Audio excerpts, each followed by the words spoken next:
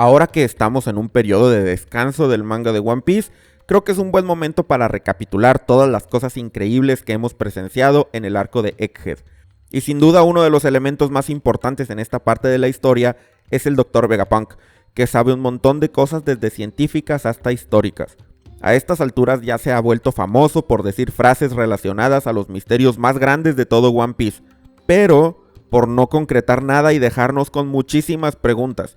Por lo tanto, Vegapunk es un personaje ideal para la sección de frases misteriosas.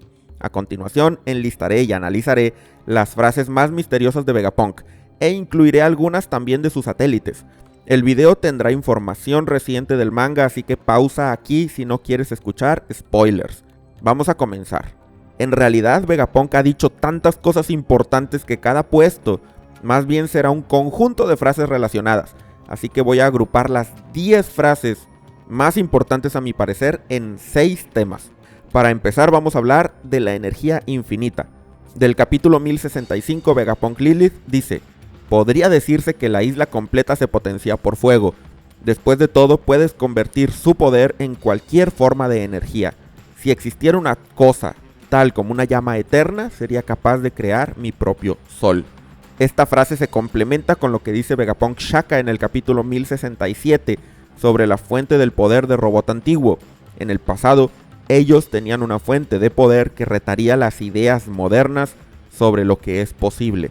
Y además, tenemos el sueño de Vegapunk del capítulo 1068, de un mundo con energía gratis y disponible para todos.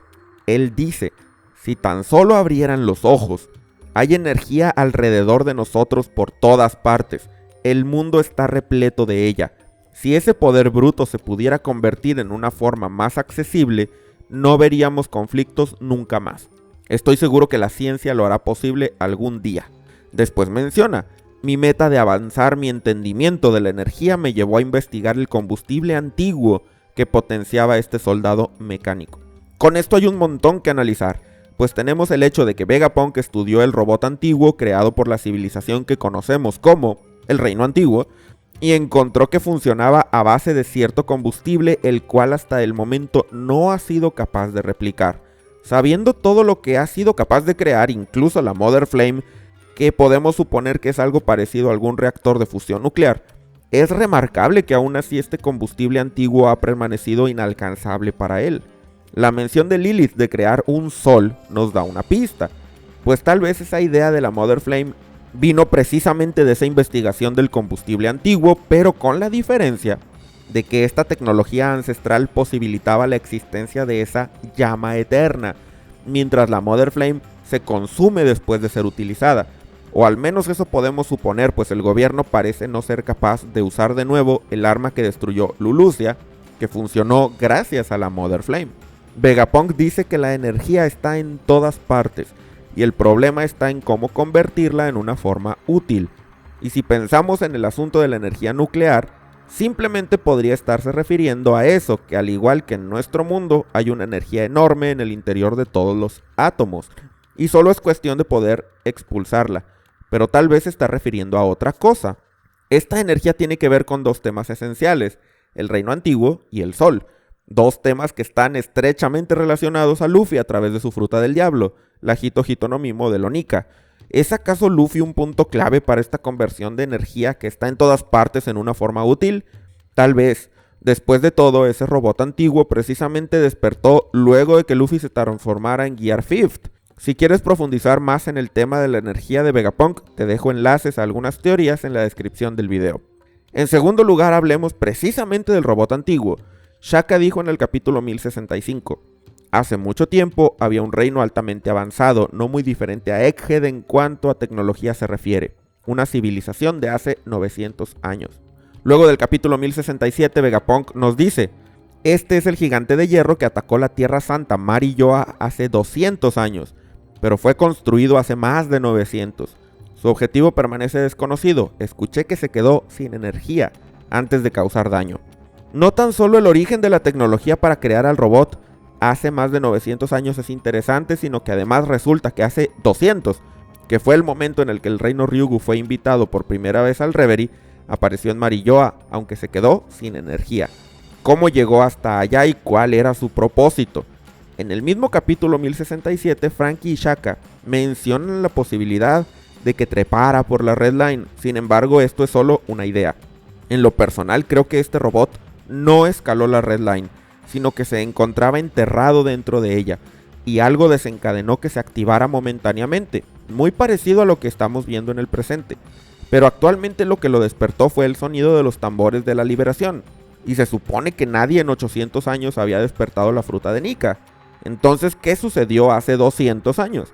Si me preguntan, creo que dado que precisamente en Marilloa hubo un reverie en el que participó el reino Ryugu en ese tiempo, cabe la posibilidad de que Poseidón estuviera involucrada. Aunque nosotros hemos visto al gigante de hierro reaccionar al sonido del corazón de Nika, es posible que reaccione ante la emanación de energía de los dioses considerados armas ancestrales también, Poseidón siendo una de ellas.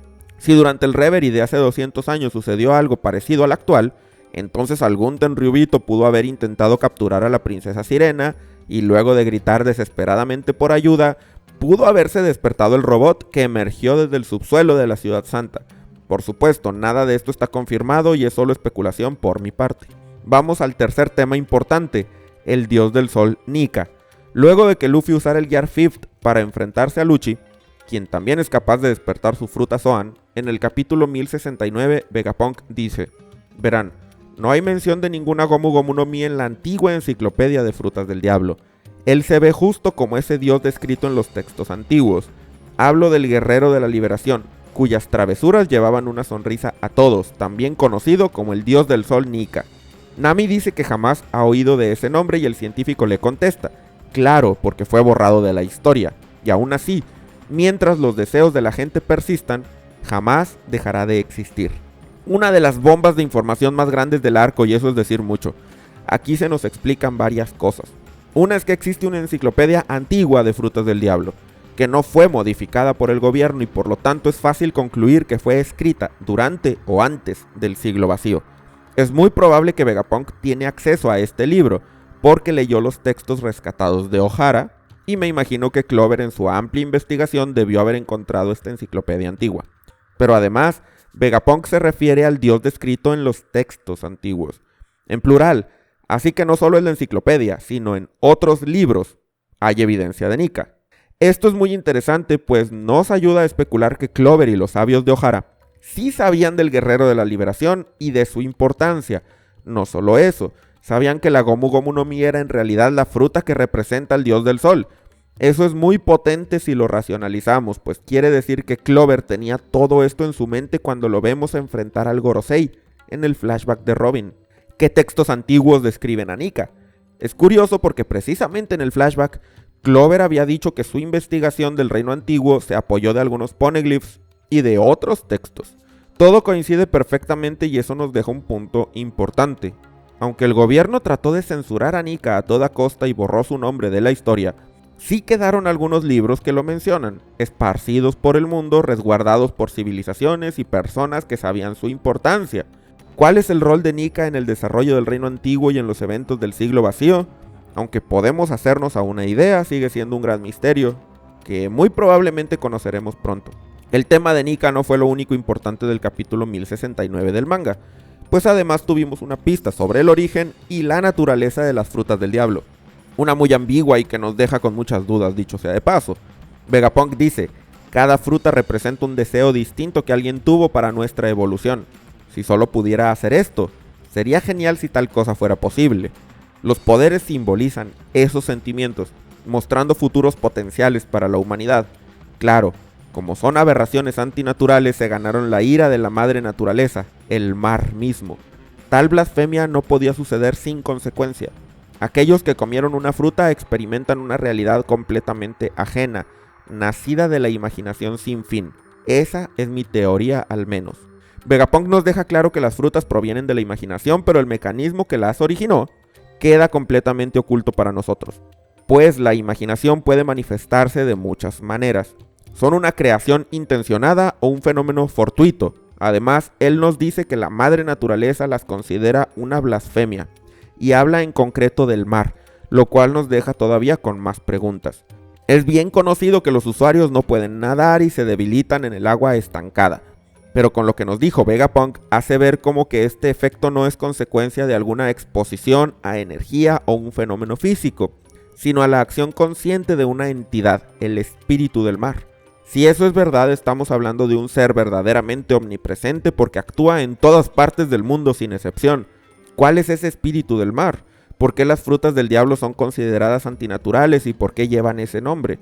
En mi opinión, los poderes de frutas se generan por la imaginación colectiva, así como los Clavautaman que toman forma por el cariño de una tripulación a su barco. Pero ahora es una pregunta más, el por qué esta acción enfureció al espíritu del mar. Si es que esto que dice Vegapunk es literal, o qué mecanismo hay de por medio, si más bien fue una expresión figurada. Para el quinto puesto vamos a hablar de la Green Blood y los inventos que Vegapunk ha realizado derivados de su investigación con las frutas del diablo. En el capítulo 1070 nos explica, hasta ahora solo es posible fabricar frutas Zoan artificialmente. Además está el método de César de las Smiles, pero yo lo considero inaceptable. Estoy seguro que con recursos ilimitados, aún tipos especiales de fruta podrían ser recreados.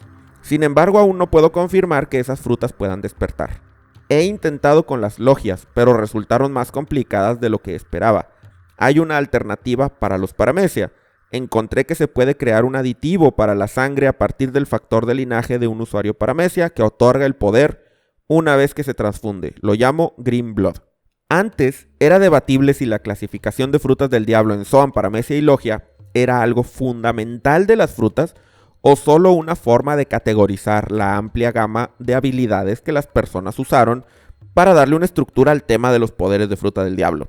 Ahora Vegapunk nos ha dicho indirectamente que cada tipo de fruta tiene características intrínsecas especiales que hacen que los tres tipos se distingan de manera funcional y no nada más categórica.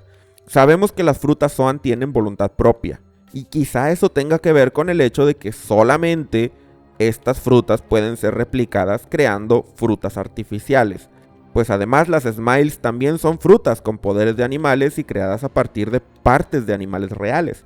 Supongo que el que además solo hayamos visto objetos con frutas Zoan y no de los otros tipos, también tiene que ver con esa voluntad asociada a este tipo de habilidad en particular. Es muy interesante el tema de las logia, la fruta que Oda ha mantenido más en secreto. Lo digo porque hasta ahora no existe un usuario logia confirmado directamente, y ni siquiera se ha discutido si un logia puede despertar o no. Pero por otro lado ya hemos visto varios paramecia y Zoan hacerlo. Además está esto de que Vegapunk no puede replicar poderes logia, ni por Green Blood como los paramecia, ni por frutas artificiales como los Zoan. ¿Qué es lo que impide que el científico tenga éxito? Si pensamos que una Zoan tiene voluntad, entonces también podemos especular que las logia tienen algún otro componente adicional que no es fácilmente replicable en el laboratorio. En sexto lugar vamos a hablar de la raza Buccaneer, un término que se introdujo en este mismo arco y que corresponde a una raza misteriosa de la cual Kuma forma parte y que aparentemente tiene ascendencia de gigantes, según menciona Ivankov en el flashback de Kuma. Cuando Vegapunk conoció a Kuma en el capítulo 1099 del manga se sorprendió mucho por su gran tamaño y musculatura, pero no hizo ningún comentario en especial. Luego, al analizar su sangre por un método que no se nos revela, él ahora sí se sorprende y le dice, ¿eres un Buccaneer? Sabes que trabajo para el gobierno, ¿cierto? Entonces Kuma le dice, confío en Dragon. De todas formas, ¿qué hace que mi sangre sea tan especial? Vegapunk responde, no tengo suficientes muestras para explicarlo con detalle. Aquí podemos concluir dos cosas. Una es que Vegapunk conocía bien el tema de los Buccaneer, pero aún así no identificó a Kuma como uno de ellos hasta que no estudió su sangre. Eso quiere decir que con la mera apariencia, uno no puede determinar si alguien es Buccaneer o no, pues estamos hablando de que el científico más grande del mundo, uno que dicho sea de paso estudió por años en secreto el siglo vacío y conoce a Nika, no se dio cuenta de inmediato que Kuma era Buccaneer. El otro tema es que Vegapunk dice que no tiene suficientes muestras para explicar con detalle el por qué la sangre de Kuma es especial.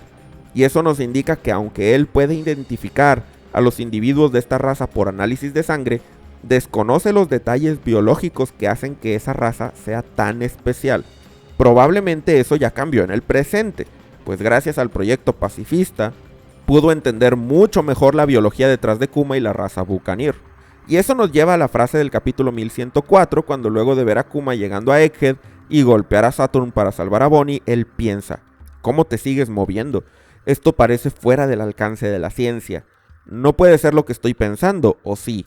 Se dice que los Buccaneers tenían una característica especial detrás de sus fuertes cuerpos. Después de todo, ellos alguna vez...